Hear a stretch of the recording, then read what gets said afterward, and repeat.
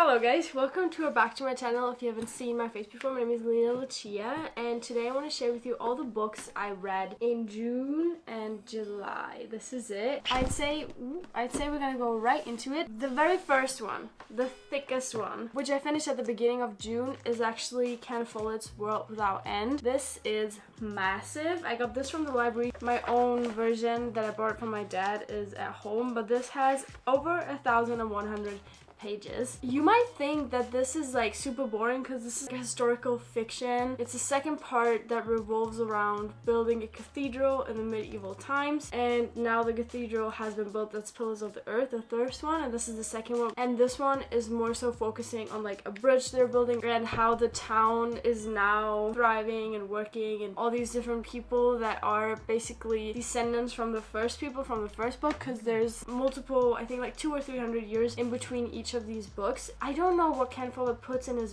books because this is so good. There's not a lot happening, but then also there's quite a lot happening in this book, and it's just very much character driven. It's very much based around the characters, and you are dying to know what is going on next with the characters. And it's also multiple perspectives, so you have like person A, B, C, D, and all of their perspectives, and it like alternates, so you kind of just want to keep on reading until you are back with like your favorite person. I think it's really good. I don't know if I would recommend it to a lot of people because it is not super interesting. Like, there isn't a lot of crazy things happening. Obviously there's like intrigue, there's drama, there's great food in this book actually, which I am always a fan of. If people are writing about food, I want to read it. Honestly, for me this was amazing, and I actually gave this book 4 stars, and I'm definitely gonna be reading another Ken Follett book if this series is continued. I don't know yet, I haven't looked into it, but this was a thick chunk, but it was very enjoyable reading it, and I actually wasn't bored by it at all. So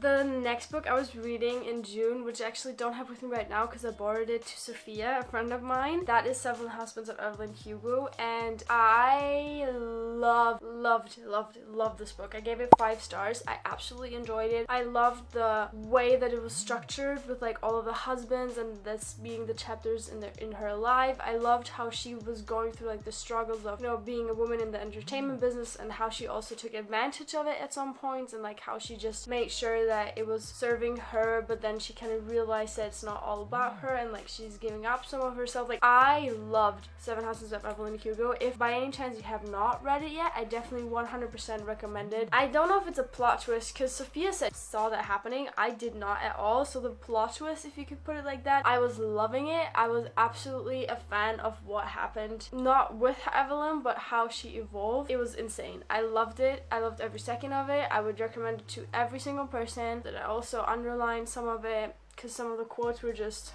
I was very happy. And I've read Carrie Soto by Taylor Jenkins Reid. I've read Evelyn Hugo, and now I want to read Daisy Jones and Six. I'm actually considering doing a reading vlog if you're interested. Probably gonna come out soon, hopefully, because I cannot wait to read that book, because this is, I say it's gonna be a 5 stars for me. It's a predicted 5 stars. We'll see if that works out, but that's what I'm feeling, so I cannot wait to read that. I might rereading Malibu Rising. I heard it's a bit sadder, so I don't know if I'm in the mood for that just yet, but yeah, Taylor Jenkins Reid, amazing author. Seven Husbands of Evelyn Hugo, definitely a must read. I loved it. The third incredible book that I read, which I really enjoyed, was The Silent Patient. Unfortunately, I also don't have that with me right now because, first of all, I don't really like to buy books because I read them so fast and I read so many that I feel like I would be spending a fortune on books. So I wait until I get like gift cards, or I get them at the library, even though my library sucks. I just found out today. Or I borrow them from friends. So The Silent Patient I actually borrowed from one of Louis's and also now my friend, which,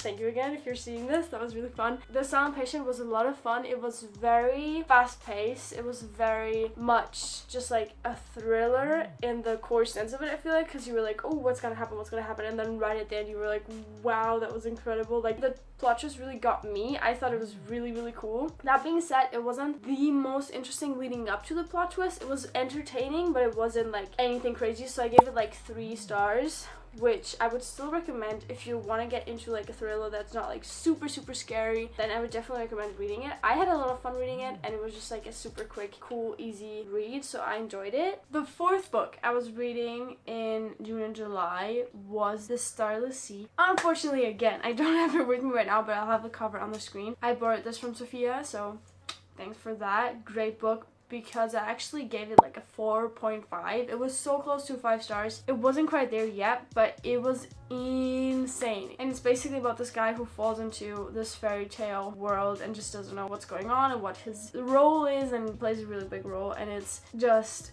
beautiful. I haven't read the Once Upon a Broken Heart series and the Carnival series, but I feel like it's very close to that because it's like super mystical. You feel like you're in such a fairy tale world. The writing was so beautiful and so lyrical, and the beginning was kind of a little bit harder to get into it because it was like this inception moment where there's like a story being told and then you know you're in the story, but then there's another story being told and it's like interwoven, which at the beginning I was like, I don't know if I like that because I just like to be in the story without being reminded to be in the story, if you know what I'm saying. But I fell in love with this book. It was actually insane. The stories and like the way they were interwoven, and you were reading some of the stories that he was talking about in the book, and like I loved it. Honestly, such a great book if you're looking for like a lose yourself in a fairy tale kind of thing that's like not too much fantasy, not too much mystery, not too slow paced, not too much world building. Like I feel like it hits a sweet spot for a lot of people really well, which I loved, and I just enjoyed it thoroughly. It was such a great book, and it was super close to a 5-star read. The next book that I read was Where the Crawdads Sing, and this is beautiful. This is basically about a girl, her name is Kaya, who is abandoned by her whole family, which is obviously super sad. She lives in North Carolina in the swamps, and she's basically looked down upon by all the village because she's like a swamp trash is what they call her. Since she is forced to take care of herself at a really young age, she basically develops this insanely deep connection with Mother Nature and the swamp, and she keeps saying that the swamp is basically her mom, and like she is, you know, just super connected to the nature and the land and all the animals living there, which is beautiful. And this is literary fiction, which is usually not my genre, which is also I think the reason why I gave this 3.5. I'm kind of considering bumping it up to 4 because I really did enjoy the book, because it is beautifully written. The writing is really nice. Delia Owens, I think this was actually her debut novel, which is crazy to think because it's such a great novel. And this has a lot of everything. It has like some really nice romance in the beginning, it has a great mystery, it has a super cool plot twist at the end. I was like, the end kind of let me down, and then the real end happened and I was like, ooh, nice. Like that was really fun. The topics it was dealing with, like loneliness and growing up and becoming of age and love, not feeling loved, and like all these things were beautifully executed, and I think that this has a great value to lots of people, so I would definitely recommend if you haven't read this yet. Also, the biology traits in this I love because I just love biology, so I was kind of eating that up too. Maybe actually I'm gonna give it a 4 stars, I think, because this was really lovely. It just wasn't my favorite genre, but definitely a great book if you want to read like a super cool, a little bit of everything kind of book that still is not shallow but deals with like lots of deep emotional topics, but in like enjoyable way. It wasn't annoying or like too much. Then definitely do give this a try because I really enjoyed this, and I also got the second hand, which is fun. The next book we have is Rock Paper Scissors by Alice Feeney. I actually started reading this because of Sarah on YouTube. You might probably know her if you watch reading videos, and she loves Alice Feeney, so I really wanted to give this a try. I got this with like a gift card kind of situation, and I really did enjoy this. This is basically about a couple who goes into a Airbnb apartment gifted situation without really knowing where it is or by whom it is. They just get gifted a vacation and they take it because their marriage is falling apart and they want to save their marriage. And then throughout you get another person's point of view, and then you kind of see all the secrets that they have been keeping from each other unraveling, and it is super scary. That being said, I haven't really read a lot of thrillers just yet, but I was reading this when I was on my own actually, because Luis was away for like a couple of evenings, and I was reading this by myself and I got so scared I literally had to put it down and like watch a lighthearted YouTube video after, because it was talking about like a face in the window situation, and then it lightning cracked outside my apartment and I was so scared. So I do give a trigger warning if you are easily scared. This is scary in my opinion. That's also kind of cool about it. It starts out like super scary and super thrillery, and then towards the end you're less scared because you know what's going on, but then the plot twists start to happen, and the plot twists were so good. None of them I guessed. Great thriller. I gave this 3.5 stars. I really did enjoy it. Incredible book, super fast paced. The writing was really fun. It's around like 300 pages, so it's super quick. And yeah, the plot twist at the end really surprised me. So I'm looking forward to maybe reading some more Evelyn in the future. If you're looking for a good thriller, this is definitely a good choice. Can you tell I'm running out of angles because I'm literally standing right in front of our jackets? Maybe a little bit more that way. Last but certainly not least, I just finished this a couple of days ago because it's currently 2nd of August, so this still counts in my June-July books. This is Kingdom of the Wicked by Carrie Maniscalco, and this is so good. I was kind of surprised by how much I like this because this is like the perfect YA fantasy, steamy, enemies to lovers romance with a little bit of mystery, and it's so good. Like, it's obviously not like the character development is a little bit forced at some points. It's a little bit fast, a little bit easily triggered, but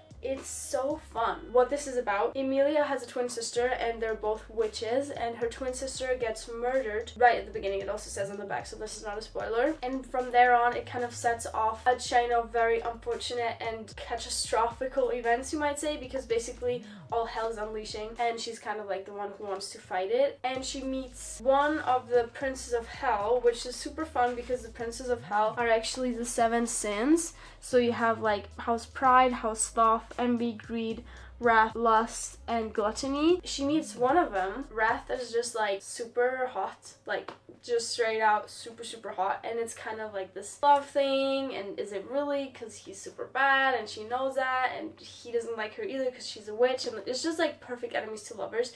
And I just finished this. I have the second one with me, which let me show you. I didn't realize there were 2 different versions, so now I have one big and one small, which is super annoying. So I just finished the small one, and this is the second. This is Kingdom of the Cursed. The last one is Kingdom of the Feared.